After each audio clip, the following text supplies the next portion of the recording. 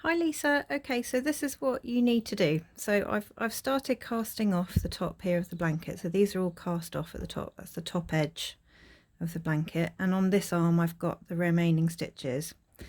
And this is my length of working yarn, so the tail that you've got that's too short. So basically, to undo the cast off bit, find the loop that's coming out of the cast off first of all.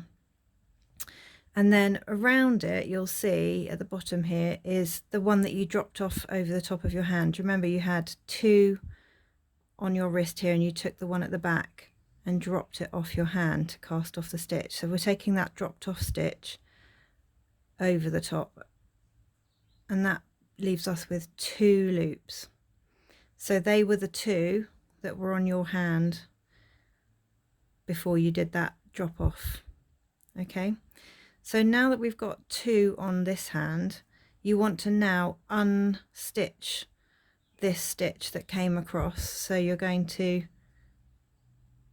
just pull the working yarn out, and then that loop can go back onto this hand. Okay. And similarly on this side, we've got another cast off stitch to undo. So we're going to take that loop off, revealing, making two loops like that, okay, before we did the cast off, and then we're going to undo the stitch closest to the middle. So take that off there and bring this stitch over, and then you carry on. So the last one in the row for me, I'm going to undo the cast off stitch, leaving those two loops, and then this one I'm going to just pull the working yarn out of that loop to bring this stitch back over. And then last but not least, this is the first stitch in the row. We just need to unstitch that and pop it back on to this arm. So now we're back to the beginning of that row.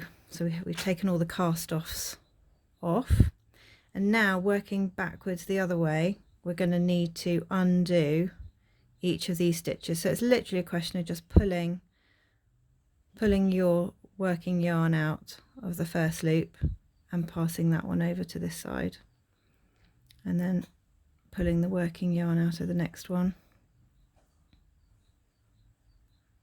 and over to this side. You just keep going along the row.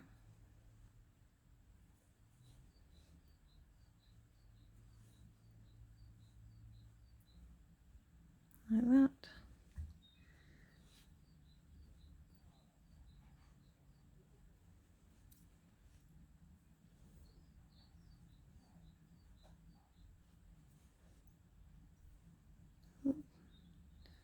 Yeah, it's easier to take the actual loop off your wrist and then pull the working yarn out. There we go. And then you're back to there, and so you will have regained an entire row's worth of yarn there. So when you've gone back that extra row, then you can start your cast off again, and hopefully you will have enough yarn. So just make sure before you start, just in case you need to go back one further row, I doubt you will, but just make sure that you've got, probably because your stitches look similar in tension to mine, I would say if you stretch out your arms and measure 3 lengths of your arms outstretched, sort of holding the yarn across from hand to hand, and that will guarantee you'll have enough to cast off. Okay, I hope that helps, but give me a shout if you need any more tips. Okay.